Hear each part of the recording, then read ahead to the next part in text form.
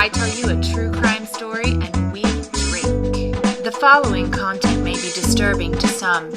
Discretion is advised. If you choose to enjoy one of our themed margaritas, please ensure that you are of legal drinking age and have fun but drink responsibly.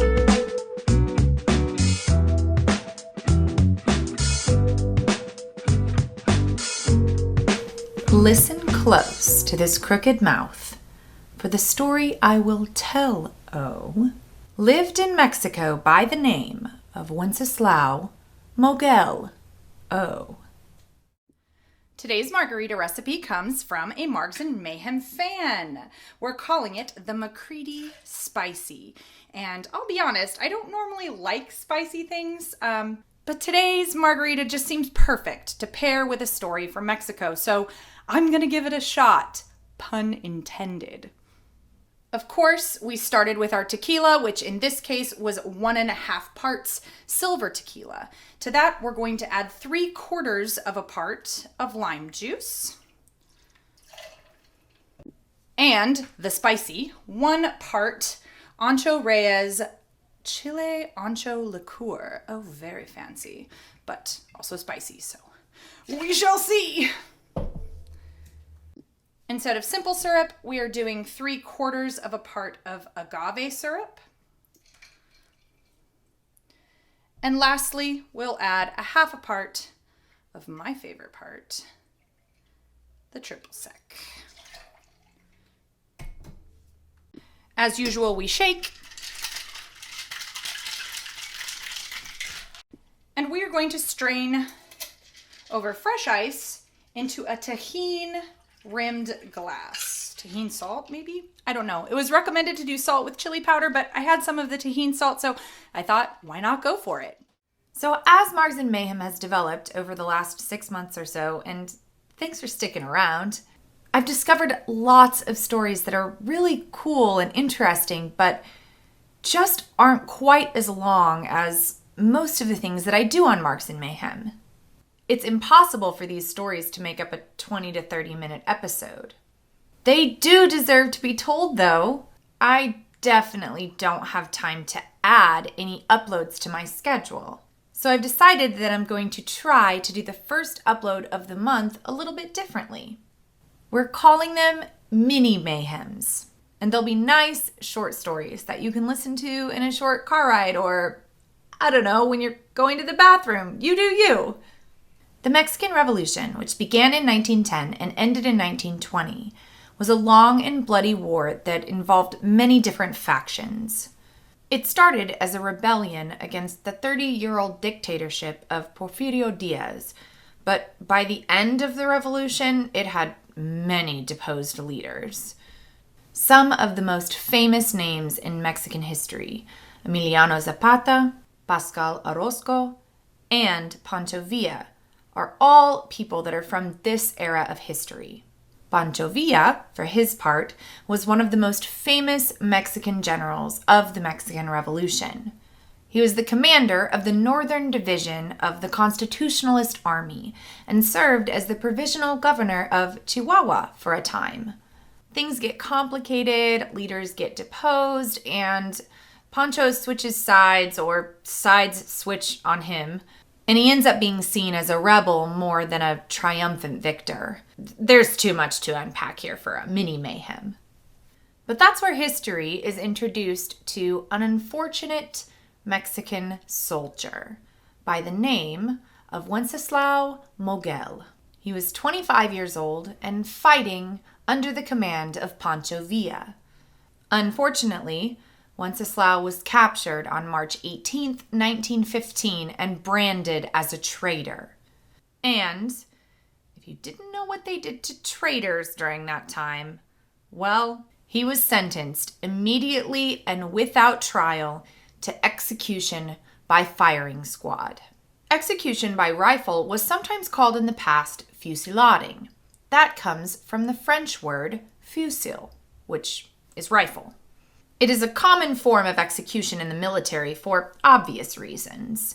Firing squad execution was the most common way to carry out a death sentence in Mexico, especially during the Mexican Revolution. Because at that moment, Pancho Villa was seen as a traitor, it was only natural that those fighting under him, once captured, should also be considered traitors and should be executed on the spot. And so, Wenceslao faced the firing squad. On that fateful day, 10 soldiers stood in a line, facing Wenceslao Moguel. The Federales took their positions, their order, and their shot. The idea was that 9 of those 10 soldiers would all fire their weapons at the exact same time. After the first 9 took their shot, a 10th soldier, an officer, was to aim at one of Wenceslao's vital organs at close range. He was delivering the coup de grace, or the kill shot. Just in case you're ever on Jeopardy! The translation of coup de grace is blow of mercy. The officer that day chose to fire his kill shot directly into Wenceslao's head. Assuming he was dead, they left. The only thing is, Wenceslao wasn't dead. The legend of Wenceslao Moguel has 2 differing stories about what happened next. He was either found in a pile of his fellow soldiers' bodies, unconscious but alive, or he crawled 3 blocks to the church of St. James the Apostle. But either way, Wenceslao survived. The shot to the head, which had gone in just below the cheekbone on the right side of his face and had exited the left side of his face just under his eye, left him pretty severely disfigured, but he survived. Not even the coup de grace could kill Wenceslao Moguel. Honestly, not that much is known about Wenceslao, either before the famous shooting or after. He was discovered in the 1930s by the man himself, Robert Ripley. Ripley had begun telling his tales of the bizarre and unusual through a newspaper panel entitled Ripley's Believe It or Not, but by that point he'd also had a radio show. Wenceslao was featured in one of those newspaper panels as the executed one, or in Spanish, El Fusilado. On July 16, 1927, he told his tale on the radio show version of Ripley's Believe It or Not. The nickname El Fusilado was his for the rest of his life. Wenceslao Moguel lived the rest of a very full life, dying at the ripe old age of 85 in 1975 in Mexico. So what do you think? How does someone survive an execution, especially when it involves 9 bullets to the body and 1 shot straight to the head? Do you think he would have been able to crawl to that church, or is the story about him being discovered more believable to you? How does someone survive such a mortal injury, especially to the face, and especially in the early 20th century? And are you a Ripley's fan, or do you find his stuff a little exploitative? Have you ever been to one of his museums? I mean, I definitely have. In 2005, the Senate of Mexico amended their constitution, which had been ratified in 1917, and formally abolished the use of capital punishment in the entire country of Mexico. The British one-hit wonder band Chumbawamba wrote a song entitled El Fusilado to honor the story of Wenceslao Moguel, and the irony isn't lost on me that their actual only one hit involves the lines, "I get knocked down, but I get up again." The song El Fusilado, I must say, is massively catchy, despite the fact that it involves telling the story of a man getting shot 10 times. You should definitely check it out.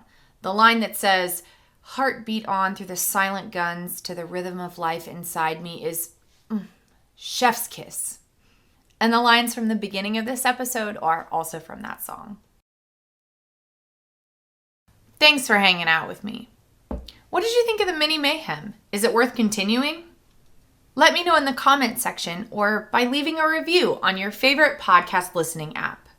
I gotta say, this margarita was delicious and not too spicy at all. Don't forget to check us out on social media, Instagram, Facebook, or both.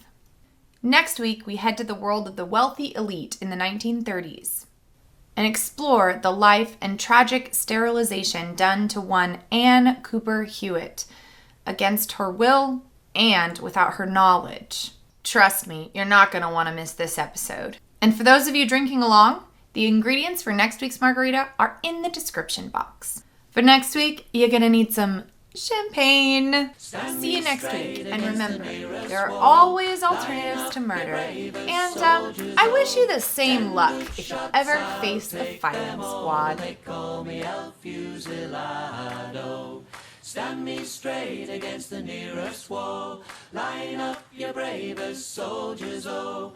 10 good shots, I'll take them all. They call me El Fusilado.